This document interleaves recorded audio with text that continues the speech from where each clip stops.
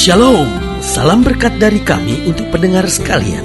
Saat ini pendengar akan diberkati dengan program Hari Ini Harinya Tuhan bagian yang ke-8. Sebuah program rohani tentang doktrin Alkitab yang menolong kita untuk semakin tertanam dalam kebenaran firman dan bertumbuh dalam kemuliaan. Bersama hambanya, Pendeta Gilbert Lumwendong, STH.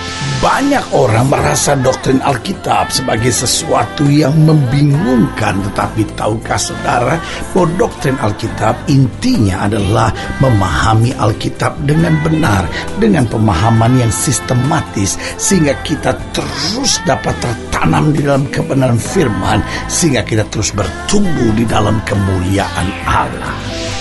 Buka hati saudara sekalian untuk menerima berkat-berkat firman-Nya hari ini. Banyak buku yang ditulis tentang doa. Banyak orang berbicara tentang doa. Banyak orang mengorganisir kegiatan-kegiatan tentang doa. Banyak orang menyanyikan lagu tentang doa. Tetapi tahukah saudara, sangat sedikit sekali orang yang bersungguh-sungguh di dalam doanya. Doa bukan sekedarlah konsep, doa bukanlah sekedar sebuah keyakinan ajaran agama kita bahwa kita harus berdoa. Tetapi tahukah saudara, doa lebih daripada sikap pribadi kita yang bergantung penuh kepada Tuhan. Karena kita tahu bahwa di luar Dia, di luar Kristus, kita tidak dapat berbuat apa-apa. Tetapi lewat doa kita mau ceritakan bahwa kita membutuhkan Dia, kita bergantung kepada Dia, dan hanya di dalam Dia kita melihat hal-hal yang dahsyat dan luar biasa. Haleluya. Selamat datang dalam program kita hari ini, Harinya Tuhan, sebuah program rohani yang membawa kita pada pemahaman akan firman Allah, sehingga kita bertumbuh, kita kuat, kita teguh di dalam Dia, dan melihat hal-hal yang dahsyat dan luar biasa. Haleluya. Dan dalam program ini kita sedang bicara tentang doa yang didengar. Karena saya percaya bahwa doa bukan sekedar sebuah sikap rohani biasa. Saya percaya doa adalah sebuah dialog. Karena kalau saya berdoa berarti Allah mendengar. Dan karena Allah mendengar, Allah menjawab doa saya. Karena Allah menjawab doa saya perlu lagi berdoa untuk bersyukur, untuk berterima kasih. Dan kemudian Allah mendengar lagi, Allah menjawab lagi. Sehingga terjadi komunikasi, terjadi dialog yang manis. Sehingga justru dalam doa kita merasakan kedekatan kuasa Tuhan. Sehingga doa bukan sekedar meminta apa yang saya mau, tapi lebih dalam dari itu. Doa adalah mengerti dan memahami apa yang sebetulnya Allah mau. Sehingga dalam doa kita bukan memaksa Tuhan untuk melakukan apa yang saya mau, tetapi dalam doa kita memaksa diri kita untuk menjalani, untuk melaksanakan apa yang Tuhan mau. Haleluya. Nah, saudara yang kasih dalam Tuhan, hari ini kita masuk pada pembahasan kita dalam Kisah Rasul pasal 10. Kisah Rasul pasal 10 ayat yang ke-24 sampai ayat yang ke-48. Kisah Rasul pasal 10 ayat ke-24 sampai ayat yang ke-48. Ini juga akan kita pelajari bersama. Di ayat yang ke-24 dikatakan, dan pada hari berikutnya sampailah mereka di Kaisaria. Kornelius sedang menantikan mereka, dan ia telah memanggil sanak saudaranya dan sahabat-sahabatnya berkumpul. Ketika Petrus masuk, datanglah Kornelius menyambutnya, dan sambil tersungkur di depan kakinya, ia menyembah Petrus. Saudaraku yang kekasih dalam Tuhan, siapa Kornelius? Kornelius adalah seorang perwira pasukan. Tapi apa yang terjadi ketika dia melihat seorang hamba Tuhan, dia tersungkur di depan kakinya, ia menyembah Petrus. Tapi Petrus menegakkan dia, katanya, bangunlah, aku hanya manusia saja. Dan sambil bercakap-cakap dengan dia, ia masuk dan mendapati banyak orang sedang berkumpul. Ia berkata kepada mereka, kamu tahu betapa kerasnya larangan bagi seorang Yahudi untuk bergaul dengan orang-orang yang bukan Yahudi atau masuk ke rumah mereka. Tetapi Allah telah menunjukkan kepadaku bahwa aku tidak boleh menyebut orang najis atau tidak tahir. Itulah sebabnya aku tidak berkeberatan ketika aku dipanggil, lalu datang kemari. Sekarang aku ingin tahu, apa sebabnya kamu memanggil aku? Jawab Cornelius, 4 hari yang lalu, kira-kira pada waktu yang sama seperti sekarang, yaitu jam 3 petang, aku sedang berdoa di rumah. Tiba-tiba, ada seorang berdiri di depanku, pakaiannya berkilau-kilauan. Dan ia berkata, Cornelius, doamu telah didengarkan Allah, dan sedekahmu telah diingat di hadapannya. Perhatikan baik, Cornelius berdoa, dan apa yang terjadi? Dikatakan Cornelius, doamu telah didengarkan Allah, dan sedekahmu telah diingat di hadapannya. Suruhlah orang ke Yope untuk menjemput Simon yang disebut Petrus. Ia sedang menumpang di rumah Simon, seorang penyamak kulit yang tinggal di tepi laut. Karena itu segera kusuruh orang kepadamu, dan dengan senang hati engkau telah datang. Sekarang kami semua sudah hadir di sini di hadapan Allah untuk mendengarkan apa yang ditugaskan Allah kepadamu. Lalu mulailah Petrus berbicara, katanya, sesungguhnya aku telah mengerti bahwa Allah tidak membedakan orang. Setiap orang dari bangsa manapun yang takut akan Dia dan yang mengamalkan kebenaran berkenan kepadanya.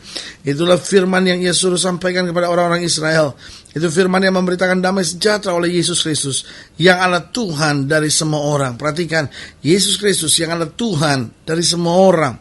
Kamu tahu tentang segala sesuatu yang telah terjadi di seluruh tanah Yudea, mulai dari Galilea sesudah baptisan yang diberitakan oleh Yohanes, yaitu tentang Yesus dari Nazaret, bagaimana Allah mengurapi Dia dengan Roh Kudus dan kuat kuasa.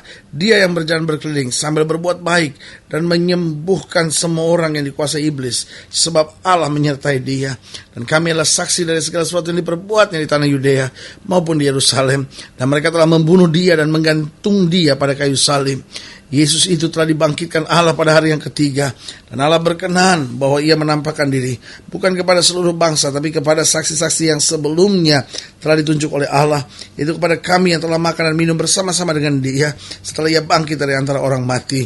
Dan Ia telah menugaskan kami memberitakan kepada seluruh bangsa dan bersaksi bahwa Dialah yang ditentukan Allah menjadi hakim atas orang-orang hidup dan orang-orang mati. Tentang Dialah semua nabi bersaksi bahwa barang siapa percaya kepadanya, ia akan mendapat pengampunan dosa oleh karena namanya. Dan ketika Petrus sedang berkata demikian, turunlah Roh Kudus ke atas semua orang yang mendengarkan pemberitaan itu. Dan semua orang percaya dari golongan bersunat yang menyertai Petrus tercengang-cengang karena melihat bahwa karunia Roh Kudus dicurahkan ke atas bangsa-bangsa lain juga. Sebab mereka mendengar orang-orang itu berkata-kata dalam bahasa roh dan memuliakan Allah. Lalu kata Petrus, bolehkah orang mencegah untuk membaptis orang-orang ini dengan air, sedangkan mereka telah menerima Roh Kudus sama seperti kita? Lalu Ia menyuruh mereka dibaptis dalam nama Yesus Kristus. Kemudian mereka meminta Petrus supaya tinggal beberapa hari lagi bersama-sama dengan mereka. Saudaraku yang kasih dalam Tuhan, menarik untuk kita pelajari. Waktu Petrus bertanya kepada Cornelius, Cornelius, kenapa engkau memanggil aku? Lalu Cornelius berkata, aku berdoa. Dan ketika aku sedang berdoa, tiba-tiba aku mendapat jawaban dari Tuhan. Dan jawaban itu berbunyi, doamu telah didengar Allah.